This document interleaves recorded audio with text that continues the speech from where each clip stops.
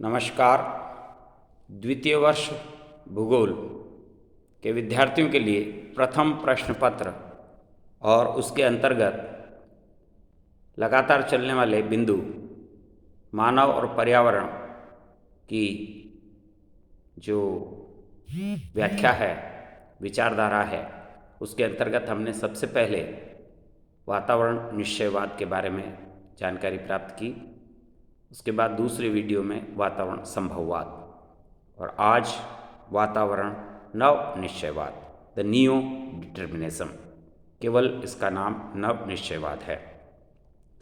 मानव पर्यावरण संबंधों का नवीन दृष्टिकोण यह है कि मनुष्य को अपने निजी क्षेत्र में उपलब्ध संसाधनों पर आधारित रहना चाहिए और उनका दोहन उतना ही करना चाहिए जितना प्रकृति को वह पुनः लौटा सके, या ये संसाधन जैविक तंत्र में पुनः चक्र आरंभ कर सकें।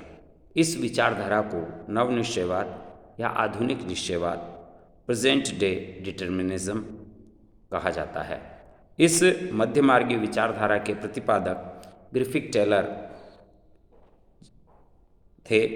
इस मध्यमार्गीय विचारधारा में, जिसे उन्होंने रुको और जाओ नियतिवाद, स्टॉप एंड गो डिटर्मिनिज्म कहा है। प्रोफेसर ग्रिफिथ टेलर ने अपनी पुस्तक 20वीं शताब्दी में भूगोल, the geography in 20th century, जो 1951 में प्रकाशित हुई थी, में स्पष्टतः इस तथ्य पर बल दिया कि पर्यावरण नियंत्रण की उपेक्षा नहीं की जा सकती है, लेकिन इसके द्वारा निर्धारित सीमाओं में भी उसे बांधा जा सकता है। अर्थात वास्तव में न प्रकृति का ही मनुष्य पर पूर्ण नियंत्रण है और न ही मनुष्य प्रकृति का विजेता है। दोनों का एक दूसरे से क्रियात्मक संबंध है। मानव उन्नति के लिए यह आवश्यक भी है कि मनुष्य संबंधों का उचित विश्लेषण इसी मध्यम मार्ग द्वारा करे। नवनिश्चयवादी विचारधारा को मद्देनजर रखते हुए विश्व के अर्थशास्त्री ये मानते हैं कि जनसंख्या को देखते हुए संसाधनों के उपयोग पर अंकुश नहीं लगाया जा सकता है।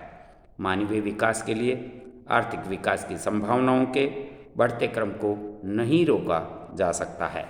मनुष्य को पुनः जंगली पशु की अवस्था में नहीं लाया जा सकता, इसलिए आर्थिक प्रगति अति आवश्यक है। परंतु हमें आवश्यकताओं की पूर्ति के लिए ऐसे संसाधनों का उपयोग अधिक करना चाहिए जिसका हम नवीनीकरण प्राकृतिक या मानवीय रूप से अधिकाधिक रूप से संभव कर सकें। इसके लिए विकसित देशों में इस्पात और अन्य धातुओं के पुनः चक्रीकरण को लाया गया और जल का भी पुनः चक्रण आरंभ कर दिया गया। पेट्रोल जनित रासायनिक पदार्थों का उपयोग कम करके उनके स्थान पर ऊर्जा के अन्य स्रोतों और वैकल्पिक स्रोतों की खोज और वातावरण के साथ सामंजस्य स्थापित करना प्रारंभ किया। सौर ऊर्जा का उपयोग न केवल खाना बनाने से बल्कि मोटर कार और स्वचालित वाहनों को चलाने में किया जा रहा है। इसी प्रकार कृषि कार्यों में भी सौर ऊर्जा का प्रयोग बढ़ रहा है। सघन कृषि और महासागरों में उपस्थित वनस्पति और जीव जंतुओं से उत्पन्न भोजन मनुष्य के लिए उपलब्ध कराया जा रहा है। तकनीकी अनुसंधानों का उपयोग जंतुओं की संख्या कम करने परंतु अधिक दूध, मांस और ऊन प्राप्त करने के लिए किया जा रहा है। इसी प्रकार मनुष्य की भोजन आवश्यकताओं के लिए भी अन्य संचित भोजन सामग्री बनाई जा रही है, जिससे प्राकृतिक संसाधनों का उपयोग कम हो, मनुष्य और पर्यावरण के संबंध मैत्रीपूर्ण बने रहें। भूगोलवेत्ताओं और अन्य पर्यावरणविदों की मान्यता है कि यह विश्व एक अंतरिक्ष यान की भांति है और जिसकी अर्थव्यवस्था भी अंतरिक्ष यान की सीमित सामग्री की तरह है। इसमें सीमित भोजन के आधार पर अंतरिक्ष यान को हमें चलाना पड़ेगा। इस कारण पृथ्वी पर भी संसाधन सीमित है और उनका नवीनीकरण भी एक निश्चित समय लेता है। उपयोग करने के बाद या तो वे वस्तुएं समाप्त हो जाती है या उनमें परिवर्तन होता है, अतः उन्हें पुनः चक्रण में लाना आवश्यक है। नियतिवाद के समर्थन में प्रोफेसर श्रोडर महोदय ने अपनी पुस्तक the foundation of geography in the 20th century में लिखा कि विज्ञान का आदर्श दबाव न होकर समन्वय होना चाहिए। मानव भूगोल का नारा प्रकृति की विजय या अधीनता न होकर उसके साथ सहयोग करना होना चाहिए। इसी प्रकार प्रोफेसर टेलर महोदय भी लिखते हैं कि मानव किसी देश के विकास की गति को तीव्र या मंद या अवरुद्ध करने में सक्षम है, लेकिन यदि वह विवेकशील है तो उसे प्राकृतिक वातावरण के निर्देशों से दूर रहकर ऐसा नहीं करना चाहिए। यदि किसी बड़े बड़े शहर में यातायात नियंत्रक के समान है जो गति को परिवर्तित तो कर सकता है परंतु गति की दिशा को नहीं। यही वाक्यांश रुको और जाओ यानी stop and go determinism. Stop जिस तरह से चौराहे पर खड़ा एक पुलिसमैन या जो ट्रैफिक कंट्रोलर है, ठीक वही भूमिका मनुष्य की होनी चाहिए कि वह रुके और संसाधनों के पुनर्चक्रण की व्यवस्था को देखे, उनका विश्लेषण करें और अपनी आवश्यकता की पूर्ति करें। प्रोफेसर जी टैथम ने नवनिश्चयवाद को व्यावहारिक संभववाद की संज्ञा दी यानी पैराप्रैग्मेटिक पॉसिबिलिज्म। ब्रिटिश भूगोलवेता वोल्ड्रिज भी इस संबंध में टेलर के विचार का समर्थन करते हुए दिखाई देते हैं। उन्होंने कहा कि भूगोल में निश्चयवाद किसी सीमा तक रहना अनिवार्य है क्योंकि यह सत्य है कि मानव भूतल की प्रक्रियाएं पारस्परिक होती है। The reactions of man and land are mutual, this is evidently true, यानी यह प्रमाणित है कि मानव और प्रकृति के मध्य सामंजस्य होना चाहिए। ये था नवनिश्चयवाद। अब है प्रसंभववाद, प्रोबेबिलिज्म।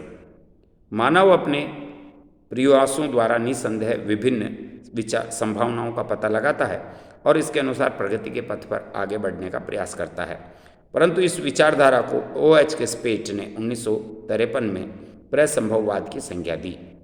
उन्होंने बताया कि वातावरण के साथ मानव संबंधों में संभावनाएं विद्यमान रहती है किंतु उसमें कुछ संभावनाएं अन्य संभावनाओं की अपेक्षा अधिक संभाव्य है यानी प्रोबेबल होती है।